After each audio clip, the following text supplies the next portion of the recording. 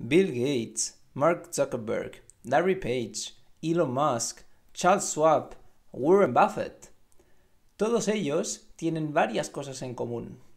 Son ciudadanos estadounidenses, han creado imperios empresariales de la nada y están forrados. No obstante, hay un rasgo menos conocido que todos ellos comparten. Los 6 se consideran introvertidos. Hoy, de la mano de 3 expertos del mundo empresarial, hablaré de la relación entre la introversión y el liderazgo empresarial. ¿Listo? ¡Nos fuimos!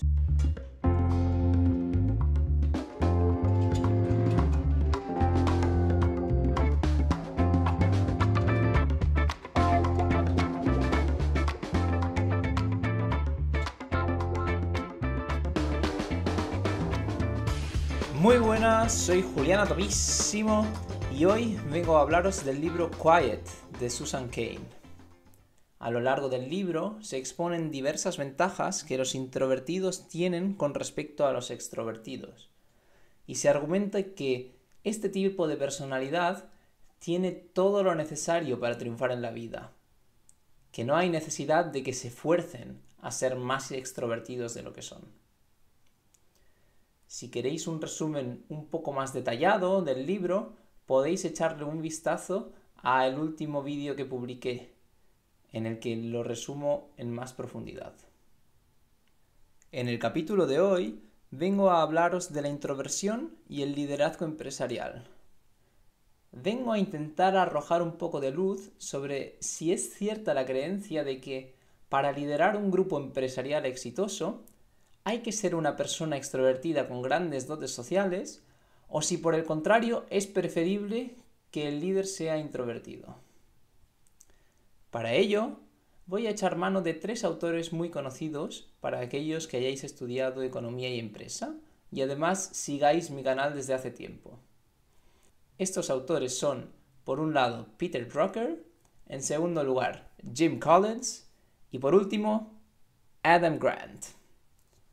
A continuación, iré exponiendo qué es lo que dicen estos autores sobre la personalidad de los líderes de empresa, para luego, al final del vídeo, intentar responder a la pregunta sobre si un líder extrovertido es mejor que uno introvertido. 1. Peter Drucker. Peter Drucker fue un consultor, profesor y escritor austríaco nacionalizado estadounidense. Autor de libros como The Effective Executive o Managing for Results, Drucker es considerado el fundador de la teoría moderna del management. Cuando Drucker estudió las personalidades de los líderes de distintas organizaciones empresariales para intentar averiguar qué era aquello que tenían en común, qué los hacía exitosos, observó que no había un gran rasgo compartido por todos. Lo que vio fue que había todo tipo de CEOs. Algunos de ellos eran muy solitarios, a quienes les gustaba encerrarse en la oficina a topísimo, reduciendo el contacto con los demás al mínimo indispensable o delegándoselo a sus subordinados. Otros, en cambio, tenían la agenda mucho más llena de reuniones y estaban mucho más disponibles para los demás. Por lo que respecta a la toma de decisiones, lo sabía que tomaban decisiones de manera rápida e impulsiva, mientras que otros le daban muchas vueltas cada vez que tenían que actuar. Los CEOs tenían distintas rutinas. Unos iban más temprano a trabajar, otros entraban y salían más tarde. Unos hacían deporte regularmente, otros no. El único rasgo en común que tenían era que poseían un cierto carisma, que tenían una personalidad que inspiraba, que motivaban a los otros. Si relacionamos lo que acabo de decir con el tema introversión-extroversión, nos daremos cuenta de que no hace falta ser un extrovertido para tener carisma. Tanto introvertidos como extrovertidos pueden poseer este rasgo de la personalidad. Por ejemplo, Tim Cook, el CEO de Apple, es introvertido, pero a su vez es muy carismático. Y lo mismo pasa con Richard Branson. quien obviamente es un extrovertido y tiene un gran carisma. Para Drucker, pues, lo que definía a un ejecutivo eficiente no era tanto el tipo de personalidad que tuviesen. Lo que los definía era más bien el tipo de enfoque de trabajo que tenían, la manera de actuar, la manera de encarar problemas. Por ejemplo, un buen ejecutivo se da cuenta de la importancia que tiene tomar acción para conseguir los objetivos de la empresa. Convierten el conocimiento en planes de acción concretos que les ayudan a conseguir los objetivos más rápidamente. El ejecutivo eficiente sabe priorizar y sabe, por tanto, dejar de lado las tareas irrelevantes para centrarse en las pocas tareas que realmente van a tener un impacto superlativo en la empresa. Para resumir, parece que, según Drucker, lo que caracteriza a un ejecutivo eficiente y exitoso es más bien la manera de hacer que tienen en la empresa, más que algún rasgo de la personalidad que puedan tener en común. 2. Jim Collins. Jim Collins es un profesor de Stanford conocido sobre todo por ser el autor del libro Good to Great. En este libro, Jim y su equipo identificaron 11 empresas públicas que habían conseguido pasar de ser mediocres a mostrar un crecimiento del valor de las acciones muy por encima de la media de una manera sostenida y analizó qué factores tenían en común estas 11 empresas. Lo que descubrió fue que uno de los rasgos que todas ellas tenían en común era el tipo de liderazgo.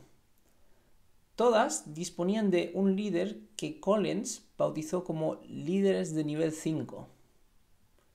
Los líderes de estas empresas, descubre Jim, no eran los típicos extrovertidos con un carisma de la leche que se llevan bien con todo el mundo. Más bien el contrario.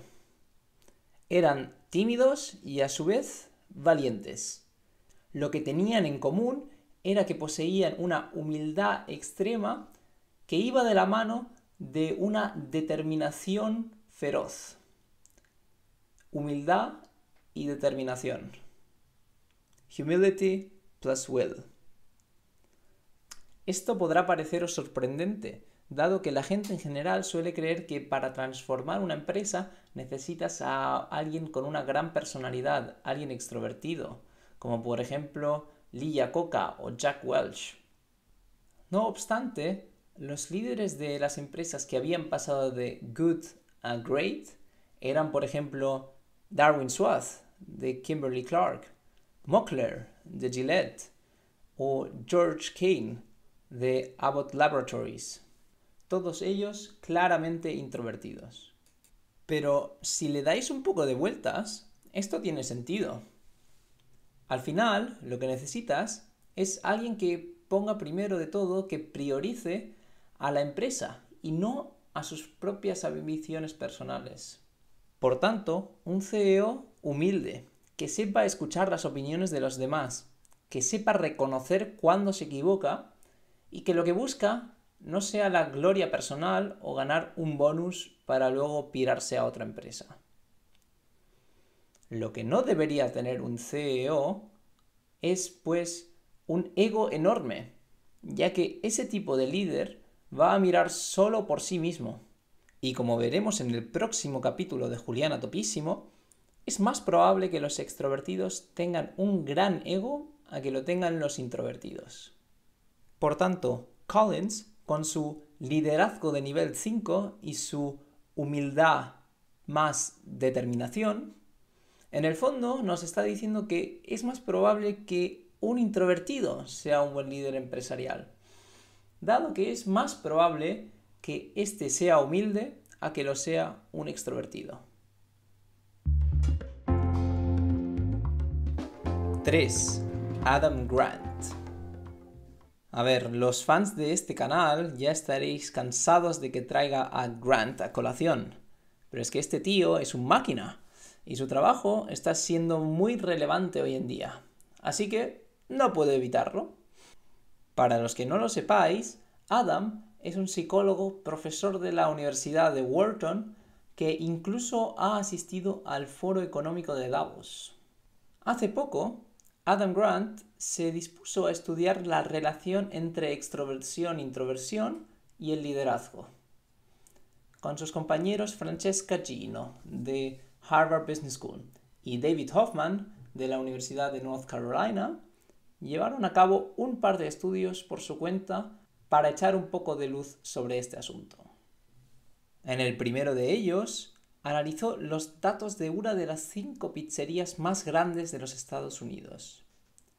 Lo que observó fue que los líderes extrovertidos generaban más beneficios para la empresa siempre y cuando los empleados a su cargo fuesen pasivos, fuesen gente que no tuviese demasiada iniciativa a la hora de hacer su trabajo.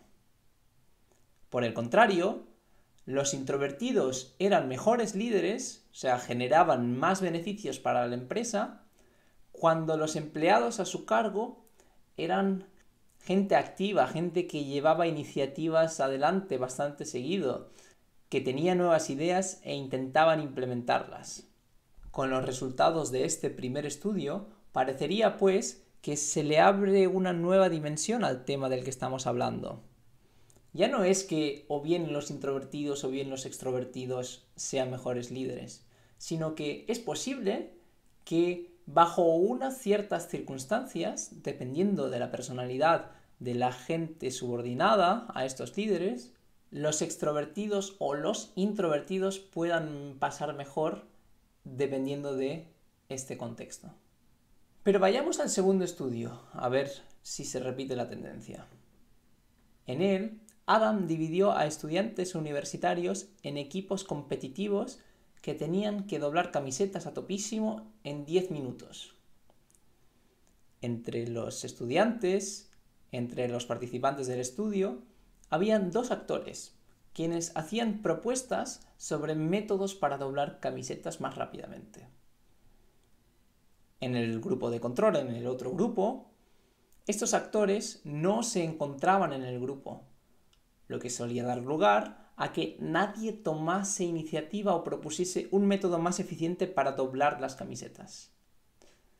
Lo que se observó fue que los líderes introvertidos del grupo este de doblar camisetas eran un 20% más propensos a seguir las indicaciones, las propuestas de sus súbditos y que sus equipos tenían un 24% mejores resultados que los equipos donde los líderes habían sido personas extrovertidas. Cuando los dobladores de camisetas no eran proactivos, cuando estos simplemente seguían las instrucciones, los equipos liderados por extrovertidos superaban los resultados de los equipos liderados por los introvertidos en un 22%. O sea que conseguían doblar un 22% más de camisetas. Vemos pues que se repite aquí el patrón del primer estudio. ¿Por qué se da esto? Bien, los introvertidos en general son más propensos a escuchar, son más abiertos, tienen menos ego que los extrovertidos. No les interesa tanto el mérito y tampoco les interesa demasiado dominar en las situaciones sociales. Los extrovertidos, en cambio, suelen hablar más y escuchar menos. Intentan poner su propio sello en los eventos. Quieren dominar e imponerse un poco más en las situaciones sociales. Incluso, dice Grant, los extrovertidos se sienten amenazados si los súbditos les vienen con muchas sugerencias. Tss, tranquilo, que aquí mando yo, diría un extrovertido. A causa de esto, a causa de esta tendencia que tiene el extrovertido a imponerse, las ideas innovadoras de los súbditos se pierden. Los extrovertidos no les dejan el espacio necesario para desarrollarse, para llevar a cabo sus propias iniciativas. El resultado de esto es que la gente se desmotiva. Se dicen a sí mismos, jolín, creía que tenía una buena idea, pero cuando la propuse, este jefe me la tiró abajo.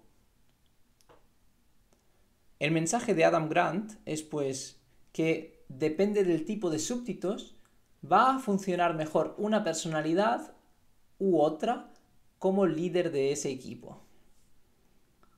Pero además, nos dice Grant, un líder extrovertido debería aprender, debería ser capaz de adaptarse a las sugerencias, de escuchar más a sus súbditos.